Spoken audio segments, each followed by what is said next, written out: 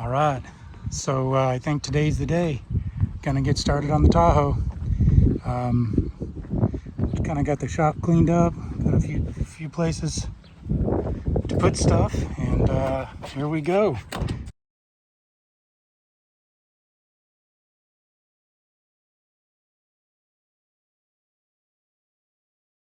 I bought this thing over a year ago. I did an intro video, and I have put a new battery in it. That's literally the only thing I've done to it. It's just been fun to cruise, a little bit nostalgia. I had an OBS when I was in high school, and that was a single cab truck, but this is the SUV version, I guess, the two-door Tahoe. So I haven't acquired any of the new stuff. I want to do a swap, of course, and paint, body, suspension, all kinds of stuff.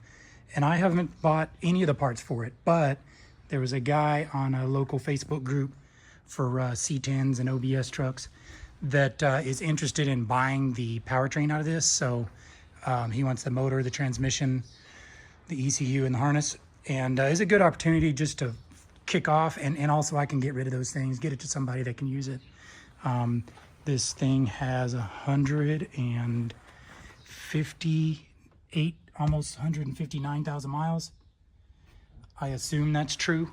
And I'm gonna get started. So first I've never done this before. I've never pulled an engine out of a vehicle before, out of a truck or a car. I've done it in SUVs and power sports stuff, of course, but never, I've done it in UTVs, like a Yamaha side-by-side and stuff. And I've done it in lots of four-wheelers and things, but I've never pulled a engine out. But I think I'm capable. I have plenty. I definitely have the tools, and I can handle this. And I bought a Chilton. These books are only 20 bucks. You can get them at O'Reilly or AutoZone or something. And I think it's worth having. But other than that, I'm just YouTubing it. So there's plenty of YouTube videos on how to swap an LS or a something into OBS Chevy pickups. But this is going to be more comprehensive than that. I'm ready to do everything. Paint, suspension, chassis work, steering, interior, stereo, and engine transmission swap, stuff like that. So here we go, getting started. I'm excited. I got my 90s playlist on, and I'm going in.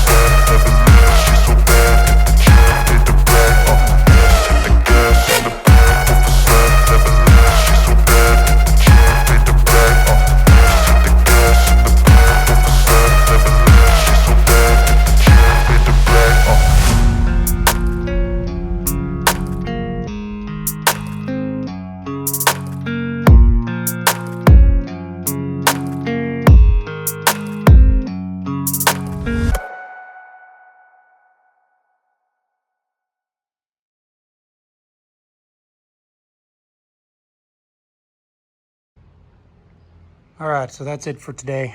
This was my goal, was to get the front clip off, get everything disconnected from the chassis, and so here we go. I'm gonna get my engine hoist and begin disconnecting all these lines, and whatever's not going with the motor, I can pull off, and then I gotta get under it, pull the exhaust, disconnect the drive shaft, stuff like that, attach to the transmission. And then I will lift it out. So I'm hoping to get all that done tomorrow. But for today, this is what I got done. I'm excited to get moving on this project.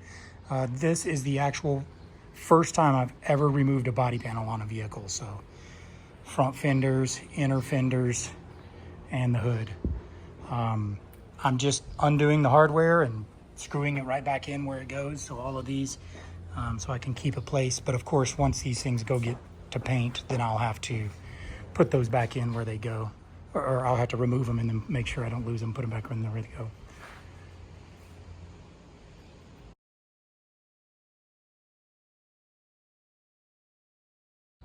All right, day 2 here. Lifted it up. Take a look under here. I was under this thing right when I got it. You might see it on my intro video last year. And I was aware of a power steering leak. So that's pretty nasty, but otherwise, I mean, it runs and drives, and I actually haven't even added any power steering fluid to it since I've been driving it. But, so anyways, I'm just taking a peek at what I've got to disconnect under here. So there's these transmission cooler lines right there that lead right there. So I'm gonna have to disconnect those. I'm gonna have to unbolt or cut off the exhaust. I'm probably just gonna cut it to keep the O2 sensors intact. I'm just gonna cut it right there and right there. Chances are I'm gonna strip out some rusty old exhaust flange bolts anyways. So I'll just cut it and let the next owner keep the O2 sensors intact and the harness attached. And then they can make their choice if they want to use it or not. So I'm gonna have to undo this, and I guess I have to lift the transmission yoke up to get that stud to clear this before I can pull it all forward. So I don't know. I haven't done this before, so I'm figuring it out. Here's some more lines. That's fuel lines. Those are obviously gonna have to be disconnected. I intentionally ran the vehicle out of fuel before I parked it here, or actually when I parked it here, and then just it idled until it died. So, and then this exhaust is gonna be really fun to just cut out and throw in the trash. Can't wait to get rid of all that. I mean, look at this. It's got various pieces, you know, been stacked onto it over the years. So I don't know, whatever. Drive shaft. I'm gonna probably go ahead and remove this, and then I think, yeah, so I just unbolt those, get the U-joint loose, and then should be able to pull it out of the yoke of the transmission up here.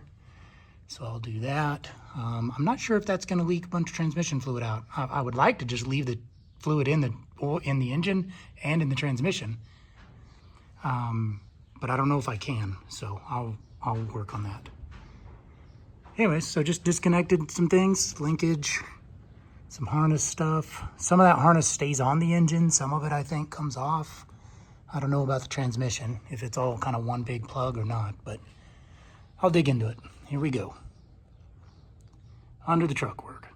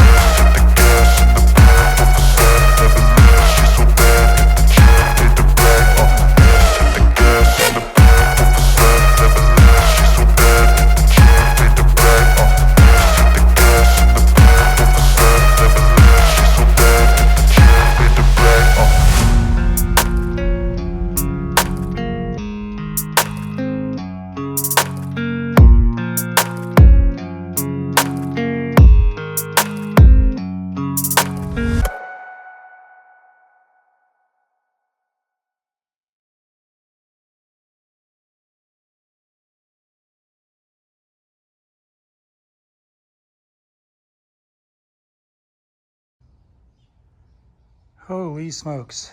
All right, so I got this thing out. If if I haven't mentioned to you before, this is the first time I've ever done this, and I'm also not a professional. So clearly I should have drained the transmission. I didn't know that it would all just pour out the yoke. As soon as it started tilting up, it all just started dumping out, and then some more came out of the lines and stuff. So obviously next time I ever do this, I'll have to drop, there's not really a drain on the transmission. So you've got to drop the transmission pan on the bottom. And in order to do that, you have to remove a cross member that's underneath the frame.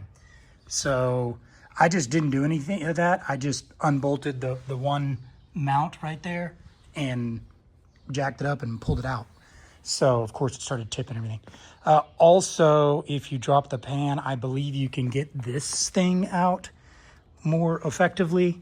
I did not. And while I was prying on the electrical connector here, it broke. So that's a piece of plastic with electrical pins and connector and stuff on it. And the connector itself wouldn't come apart. So it broke this piece. So I hope that's not a real big deal. I believe the guy that's buying this is replacing, the engine in his truck. So hopefully he can remove his old part and put it in to make it work. Another challenge I had was getting actual lift points. So this is a 97 model, and it has a nice big hook right here, or loop, that's like an anchor that'll support the weight. But there's only one. I just didn't find another point on this thing to hook onto. So after looking at some videos of some professionals and stuff that have done swaps, I noticed that a lot of guys would take a exhaust manifold bolt out and put a chain through it. So I had one big chain, it's too long, so I just looped it over and anyways, it worked. It tilted up really high. I'm sure you'll notice in the video. So in the future, I will put shorter length on the rear chains and or whatever. I'll make it so that the weight distribution is a little bit better. I have my lift has this little weight distribution thing, but the chains are just super short on it, so I'd have to lengthen them all. I'll deal with all that later. Next time I do this, I'll be better prepared. I tried to leave the lines, like these hoses. Those are cooler. I think one of those is transmission, and one of those is, well, I guess these are transmission cooler lines right here. And then power steering lines are still attached. This power steering pump is bad. It leaks really, really bad, so it's nasty. What else? I don't know what these other lines are. I don't know, vacuum maybe of some sort? Huh. Anyways, I tried to leave a lot of those types of things, the accessories and the drive and the pulleys, the fan, the alternator, the air conditioner, all those things are good. I tried to leave all those things attached to the engine, the water pump, the upper and lower radiator hoses, and a lot of the air conditioning hoses and stuff. I left them all on because I think the next guy might need some of those things. But to do this cleaner, removing all of these little things is, just less stuff in the way while you're lifting it. The biggest pain in the ass by far was all the connectors in the harness. I initially thought that the engine had its own harness that was just on it. There's probably 20 plugs on the engine alone for various things. So, all kinds of them everywhere. Some are big, some are little. No two of them are the same. They're underneath, they're on top, they're everywhere. There's some under here. There's a crank sensor, then there's starter wires. Lots of that type of stuff. And I thought I could leave, and the transmission has 4 or 5 connections as well, including the one I broke. And I thought I could just leave all those on, and there was one main harness to disconnect the engine and transmission from the truck, but there's not. So over here is the factory ECU and the fuse block, and this harness is all one snake. There's a couple of sub harnesses that can disconnect, but not much. Little ones is all. But this is the main fuse block. I need that. That's for headlights, taillights, gauge cluster, blinkers, all kinds of stuff. Interior lights is in that. So that has to stay with the truck. And, the majority of these sensors and connections are all for the engine, but there's no like main harness plug. I thought there would be, like right here. So there's this big thing that goes inside on right there on the driver's side. And then that harness weaves all over all this stuff. And then another end of it goes in on that side and powers like the heater core and air conditioning and stuff. Anyways, it's not very modular at all. You just have to take out all of that. And some of them are hard to get to, so I couldn't access some of them until I had this thing kind of up and in the air. There's hundreds of LS swap YouTube videos for OBS Chevys. So I'm not telling you anything new. And like I say, I'm not a good point for this anyways, because I'm new and don't really know what I'm doing. But I'd say a total of 12 hours of actual labor. I had to stop and go several times to get tools or figure out stuff that I didn't have. And anyways, second time, you could probably do this in half the time. You know, some guys can probably pull out entire engines from OBS trucks in a matter of 3 or 4 hours would be my guess, the professionals. But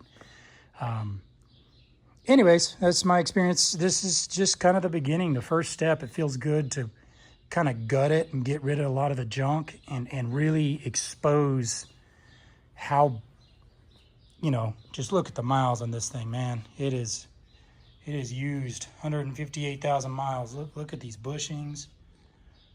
They're all crusted and just all kinds of stuff. And I intend to replace all of that. I want to get everything blasted down, refinished, recoated, repainted, new brakes, new AC, new suspension, new powertrain, obviously. I want to freshen up the interior, you know, lots of stuff to do. So I'm really excited to get it started. Anyways, this is just kind of step one. So homeboy's on his way to come pick this thing up, and I'll be happy to get it out of the shop. And I've got to just kind of clean up my mess and lock the doors, because I'm loading up to go on a trip tomorrow with my kids. We're going to Holly LS Fest 2025 that's at Texas Motor Speedway. It's about a 6-hour drive. So we're going to leave tomorrow after the kids are done with school or whatever. And then that's it for this video. See you on the next step for this OBS two-door Tahoe. If you're interested in more, like and subscribe. Or I have lots of other projects and vehicles that I'm always working on. Lots of off-road stuff, side-by-sides, quads, and ATVs and UTVs, stuff like that. But we also have some road cars that we do stuff with as well. So sorry it's dark in here. Anyways, like and subscribe if you're interested in more content. Thanks for watching.